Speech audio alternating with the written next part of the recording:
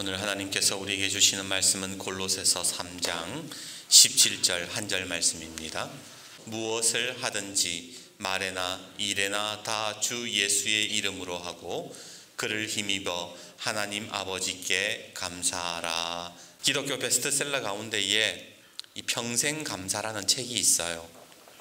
그 책의 실천편에 보면 김밥 가게를 운영하는 안상선 씨의 이야기가 나옵니다. 이분은 처음에 1,000원짜리 김밥 가게로 장사를 시작했는데 지금은 직원 200명의 체인점 15곳을 운영하는 프랜차이즈 중소기업 사장이 되었습니다. 그는 어떻게 해서 1,000원짜리 김밥을 팔다가 이렇게 성공을 했을까? 그는 이렇게 이야기합니다. 뭐 특별한 공식이 있는 것은 아닙니다. 다들 아는 이야기예요. 다만 다른 점이 있다면 남들은 알고도 안 했고 저는 아는 것을 했을 뿐입니다. 돈 버는 비결은 머리도 아니고 성실도 아닙니다. 그렇다고 노하우도 아닙니다. 그저 감사하는 마음이었습니다. 감사하는 마음이 우러나오지 않으면 절대로 돈을 벌 수 없다라는 그 마음을 현장에서 저는 실천했을 뿐입니다. 손님들을 대할 때에도 손님은 눈이 뒤에 붙어 있어서 가식적으로 대하면 금방 다 안다면서 정말 가슴 속에서 우러나오는 진정한 감사함으로 손님을 대했다고 하지요. 직원들도 마찬가지입니다. 해외여행이 어려웠던 시절에 골목길에서 6평짜리 김밥집을 할 때부터 종업원들에게 감사를 표했습니다. 열심히 일해줘서 너무 고맙다면서 그 직원들에게 부부 동반으로 해외여행을 보내주기도 했다고 하지요. 그렇게 감사를 실천한 결과 아무리 수학적으로 따져봐도 손바닥만한 가게에서는 나올 수 없는 매출이 나오기 시작했던 겁니다. 특히 IMF 때에 여러분 얼마나 힘들었습니까? 가난하고 어려운 사람들이 식당에 와서는 달랑 1,000원짜리 김밥 한 줄 먹고 가는데 문제는 이게 김밥 한 줄 팔아가지고는 수지 타산이 안 맞는 거예요. 사장 입장에서는요, 달랑 1,000원짜리 김밥 하나 한 줄 먹고 가면서 김치 달라, 육수 달라, 얼마를 남느냐가 떠나서 심지어는 이게 설거지가 보통 이게 아닌 거예요. 김밥 한 줄 먹고 나면 설거지 거리가 7개라는 거예요. 1,000원 받고 숟가락, 젓가락, 김밥 접시, 국그릇, 밥, 반찬 그릇, 물그릇이 그것을 나오는데 얼마나 짜증이 났겠습니까? 그럴 때에 이 사장님이 안상선 씨가 이런 생각을 한대요. 그래도 감사하다. 이 수많은 가게들 중에서 유독 우리 가게에 왔다는 것 자체가 대단한 사건이다. 그러면서 감사한다라는 거예요. 한 번은 새벽에 김밥을 사러 오신 여자 손님이 슬리퍼를 질질 끌고 가게에 들어왔습니다. 얼굴에 떼국이 흐르고 헝클어진 머리에 옷차림도 엉망진창인데 퉁명스럽게 이야기합니다. 이 감사가 철칙인 이 안상선 씨도 인간인지라 그때는 감사가 안 나오는 거예요. 뭐 이상한 게 와가지고 김밥 그냥 반말 찍찍거리면서 김밥을 주문하니까 얼마나 짜증이 나겠습니까? 손님한테 그래도 감사의 마음을 보여야 되는데 그게 안 되는 거예요. 그래도 감사해야 되는데 어떻게 하지? 그러면서 그 손님을 쳐다봤는데 귀가 참 잘생겼더래요. 귀가 예쁘게 생겼더래요.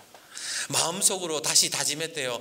귀가 참 잘생긴 손님이구나. 그러면서 감사하는 마음으로 또 친절하게 아이고 그래도 감사합니다. 김밥 한 줄이라도 사주셔서 감사합니다. 그렇게 한 사람 한 사람 감사한 마음으로 대했더니 가게가 소문이 나기 시작했고 6평짜리 안상선 씨의 김밥집은 그 동네 200평짜리 레스토랑 매출보다도 훨씬 더 많아져서 오늘날까지 이르게 되었다라는 겁니다. 우리 옆에 분과 인사합시다. 감사에는 능력이 있습니다. 한 번 더 인사할까요? 감사하면 기적이 일어납니다.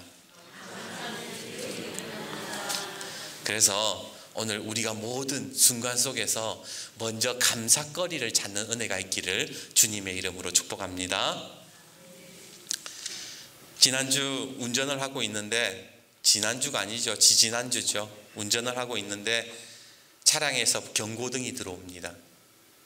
뭔가 하고 찾아보니 이 경고등이 뭔가 보니까 요소수 경고등이 아닙니까?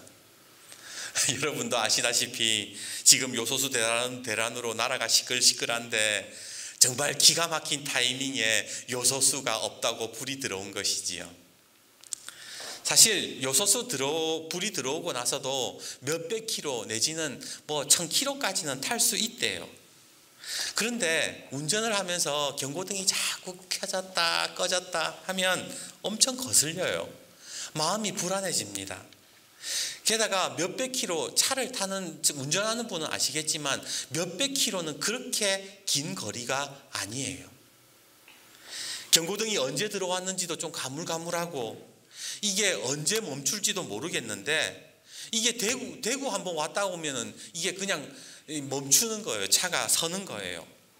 그래서 뭐 이렇게 여기저기 알아보니까 면소에 있는 우리 주유소 직원 말로는 2-3일 후면 요소수가 도착한대요.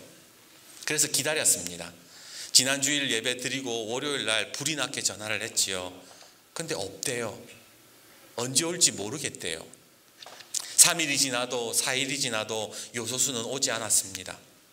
자칫 이러다가 주일날 본공 운행도 못할 것 같고 수요 예배도 못 드릴 것 같고, 마치 그 마음에 이게 자꾸만 불안해져서 안동에 있는 주유소라는 주유소는 인터넷에 다 찾아가지고 전화를 돌리기 시작했어요. 혹시 거기 요소수 있나요? 혹시 거기에 요소수 있습니까? 하지만 전부 없다라는 퉁명스러운 대답뿐이었습니다. 심지어 카센터에도 전화했어요. 카센터에도 요소수 넣거든요. 그래서 아는 여기 풍산부터 시작해서 전부 다 전화했어요. 그렇게 30-40분을 전화하면서 허탕을 치고 나서 그냥 짜증이 폭발하고 말았습니다. 아, 진짜 이놈의 정부 마음에 드는 거 하나도 없네. 아주 징글징글해.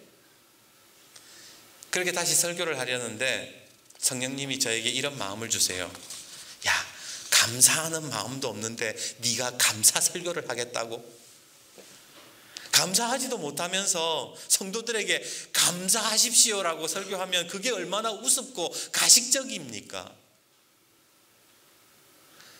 감사하지도 못하는 목사가 무슨 하나님 앞에, 아니 여러분 성도들 앞에 하나님께 감사해야 된다고 설교를 할 자격이 있냐 말입니다. 근데 더 큰 문제는 성경에 보면 감사하는 것이 하나님의 명령이래요. 시편 136편 26절에 하늘의 하나님께 감사하라. 역대상 16장 34절 여호와께 감사하라. 이사야 12장 4절 그날에 또 너희가 말하기를 여호와께 감사하라. 골로새서 3장 15절 너희는 또한 감사하는 자가 되라. 데살로니가전서 5장 18절 범사에 감사하라. 이것이 그리스도 예수 안에서 너희를 향하신 하나님의 뜻이니라. 성경 어디를 봐도 감사해 볼래? 감사하는 게 좋지 않을까? 그렇게 얘기하지 않고 감사해야 된다, 감사하라 라고 명령을 하시더라는 거예요. 그러다 보니까 목사님들이 설교 때 다 뭐라 그래요? 감사가 안 나와도 감사해야 됩니다. 억지로라도 감사해야 됩니다. 막 그렇게 설교하잖아요. 근데 저는 그런 설교를 들을 때마다 이런 생각을 해요. 그게 진짜 감사할까? 억지로 감사하는 게 진짜 감사라고 할 수 있을까? 내가 지금 감사하는 마음이 1도 없는데 하나님 감사합니다, 그렇게 억지로 감사하는 게 진짜 감사가 될 수 있냐 말입니다. 하나님이 어떤 분이세요? 마음의 중심을 보신다고 하시지 않았습니까? 마음의 중심이 감사가 없는데 하나님께 감사하다는 것은 바리새인과 다를 게 없어요. 차라리 하나님 앞에 솔직한 게 더 낫잖아요.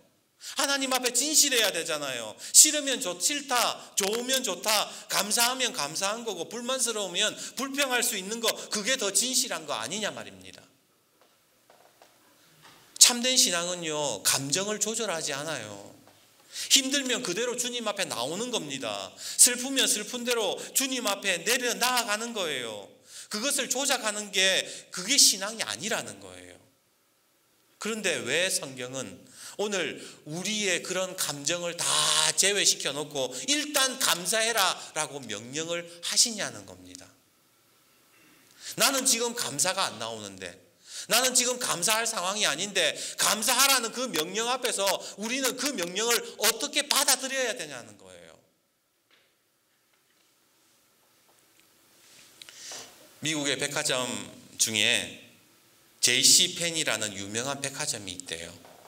저도 잘은 모르지만 미국의 백화점 중에 JC펜이라는 백화점 이러면 웬만한 사람들은 다 안대요.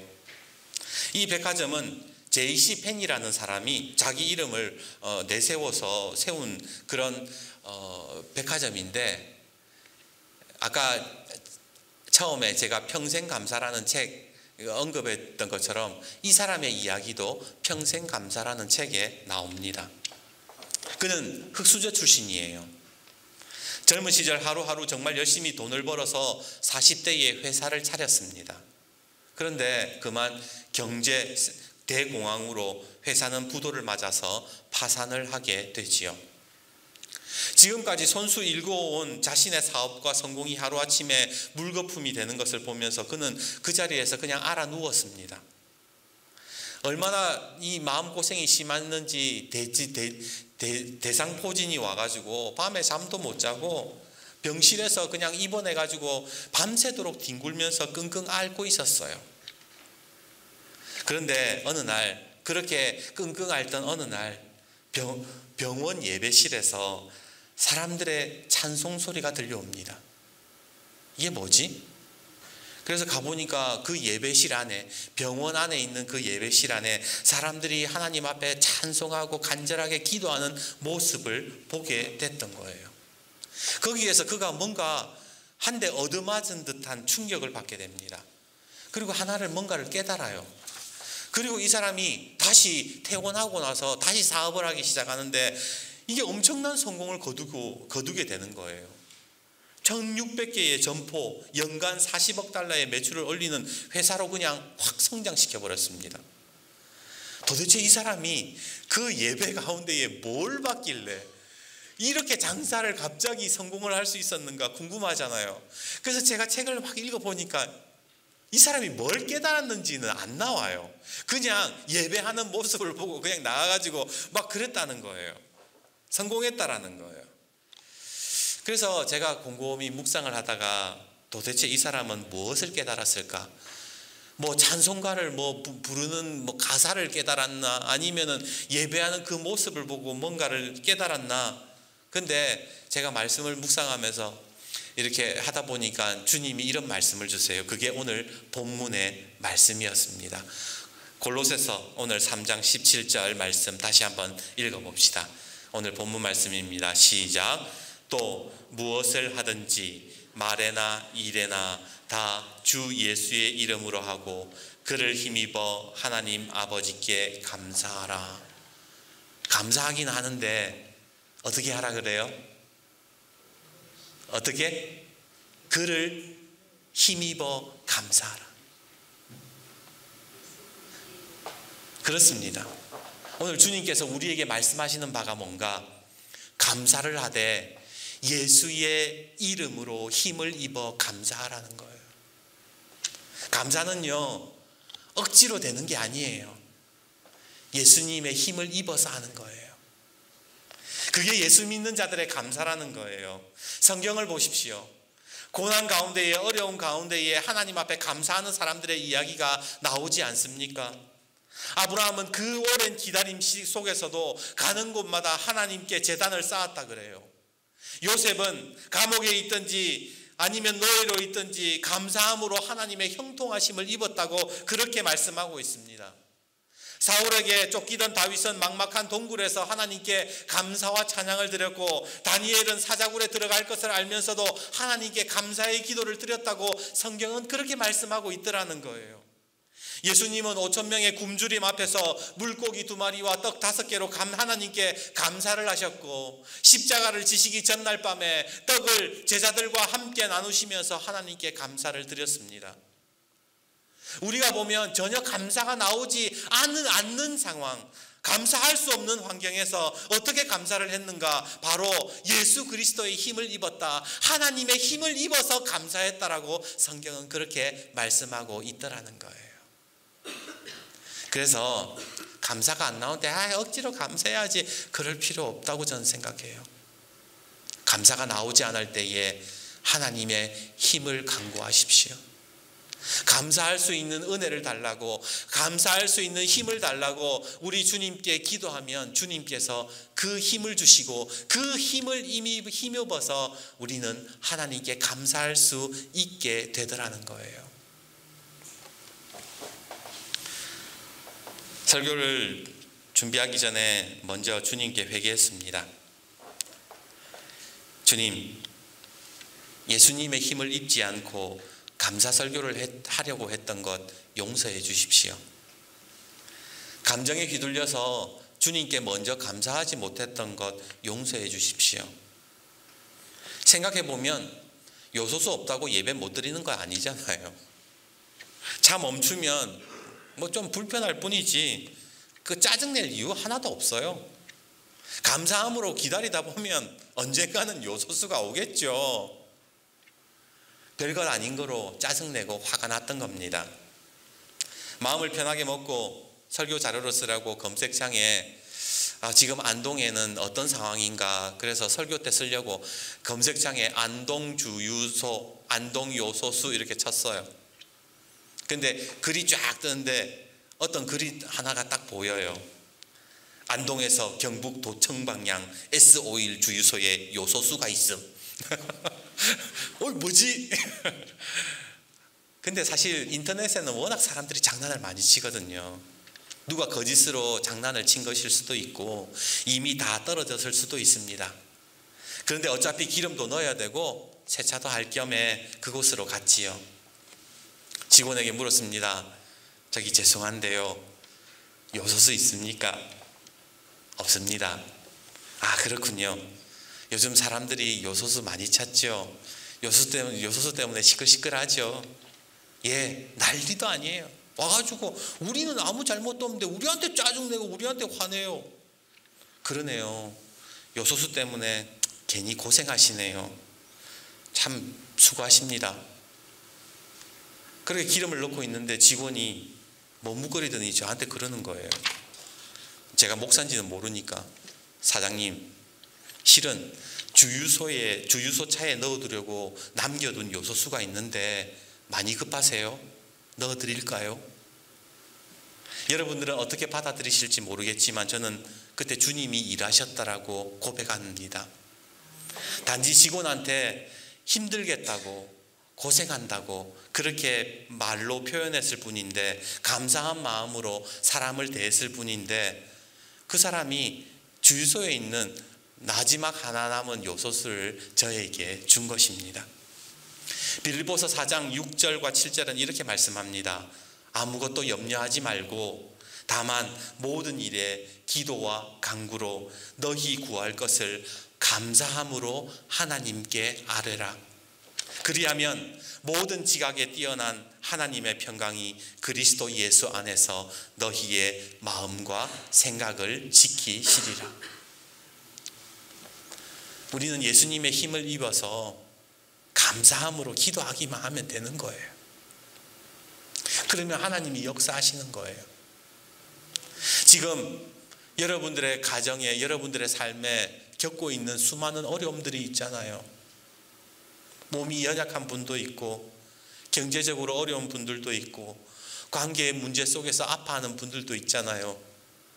근데 이 감사절에 우리가 할 수 있는 것은 예수님의 힘을 입어서 먼저 하나님 앞에 감사함으로 나아가는 겁니다.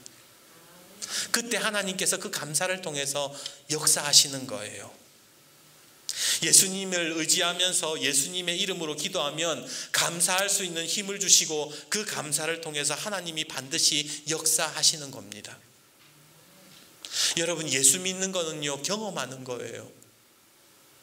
하나님 말씀에 순종하면서 하나님의 능력을 체험하면서 사는 것, 그게 예수 믿는 거예요. 머리로만 아는 게 아니에요. 몸 따로 마음 따로 감사하는 게 아니에요. 감사가 나오지 않을 때에 감사할 수 있는 힘을 달라고 하나님께 기도할 수 있는 것, 그게 믿음이고 예수님의 힘을 입어서 감사할 수 있는 것, 그래서 하나님의 역사를 경험하는 것, 그게 예수 믿는 거예요. 그래서 오늘 감사절에 그래 감사해야지, 감사가 중요하지, 그렇게 생각만 하고 돌아가시지 말고 정말로 내 한 주간의 삶에서 내 이번 주는 하나님 앞에 감사함으로써 예수님의 힘을 입어서 감사함으로써 하나님의 역사를 경험하겠다, 그런 마음으로 그런 결단으로 하나님의 말씀을 받고 한 주간 살아간다면 하나님의 역사는 반드시 경험되어지고 이루어지게 되는 거예요. 오늘 그런 우리 성도님들 되시기를 주님의 이름으로 축복합니다.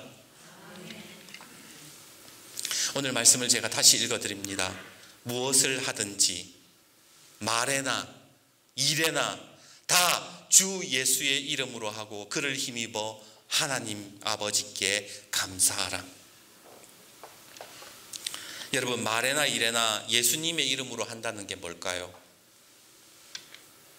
모든 일을 할 때에, 말을 할 때에, 어떤 일들을 할 때에 예수님의 이름으로 한다는 게 뭐냐? 예수님처럼 말하고 예수님처럼 일한다는 거예요. 그러면 예수님처럼 말하고 예수님처럼 일한다는 건 뭡니까? 그것은 바로 하나님의 뜻을 이루는 겁니다. 하나님의 뜻은요, 데살로니가전서 5장 16절에서 18절에 이렇게 말씀합니다. 항상 기뻐하라, 쉬지 말고 기도하라, 범사에 감사하라. 이것이 그리스도 예수 안에서 너희를 향하신 하나님의 뜻이니라.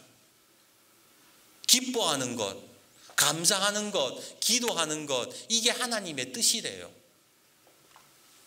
예수님이 신이라서 그렇게 사신 게 아니에요. 하나님의 힘을 입으면 그렇게 살 수 있다, 기뻐할 수 있다, 기도할 수 있다, 감사할 수 있다라고 보여주신 것이 바로 예수님의 삶이었습니다. 그래서 우리 또한 하나님의 뜻을 이루기 위해서 예수님의 힘을 입어서 항상 기뻐하려고 기도해야 되고 또 기도하고 감사하는 생활을 할 수 있어야 되는 겁니다. 그러기에 이번 추수감사절 주님의 힘을 입어서 먼저 하나님께 감사할 수 있고 말에나 일에나 모든 것에도 감사하는 우리 성도님들이 되시기를 주님의 이름으로 축복합니다. 이제 말씀을 맺겠습니다. 설교를 준비하면서 예수님의 힘을 입어서 감사할 거리들을 찾아봤습니다. 예수님의 은혜로 감사할 거리를 찾으니까 너무 감사할 것들이 많더라고요. 그래서 먼저 제 아내와 그리고 우리 성도님들께 정말 감사하는 마음으로 이 시를 읽어드리고 싶습니다. 제가 읽어드릴게요. 제목이 너무 그러지 마시어요. 너무 그러지 마세요 라는 거예요. 나태주 시인입니다. 너무 그러지 마시어요. 너무 섭섭하게 그러지 마시어요 하나님. 저에게가 아니에요. 저의 아내 되는 여자에게 그렇게 하지 말아달라는 말씀이어요. 이 여자는 젊어서부터 병과 함께 약과 함께 산 여자예요. 세상에 대한 꿈도 없고 그 어떤 사람보다 죄를 안 만든 여자예요. 신발장에 구두도 많지 않은 여자고요. 한 남자 아내로서 그림자로 살았고 두 아이 엄마로서 울면서 기도하는 능력밖에 없었던 여자이지요. 자기의 이름으로 꽃밭 한 평, 채전밭 한 떼기 가지지 않은 여자예요. 남편 되는 사람이 운전조차 할 줄 모르고 숙맥이라서 언제나 버스만 타고 다닌 여자예요. 너무 그러지 마시어요.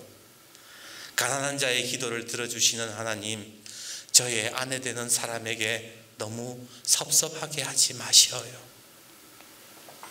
이 시는 하나님께 따지는 시가 아니에요. 아내가 너무 고맙고 미안하고 감사해서 하나님 앞에 올려드리는 기도의 시입니다. 우리 아내 되는 사람에게는 하나님 너무 섭섭하게는 하지 말아 주십시오.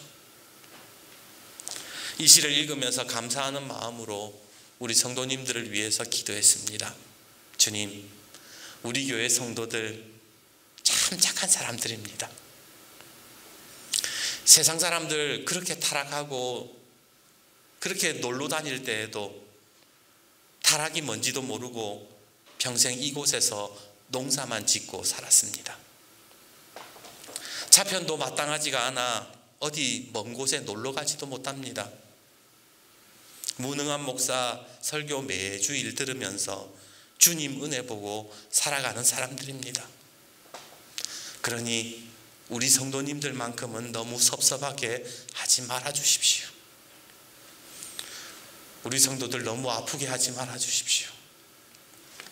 이들의 삶에 하나님에 향한 기쁨과 감사가 넘치는 행복한 사람들이 되게 해주십시오. 우리 성도님들께 너무 고맙고 감사한 마음이 큽니다.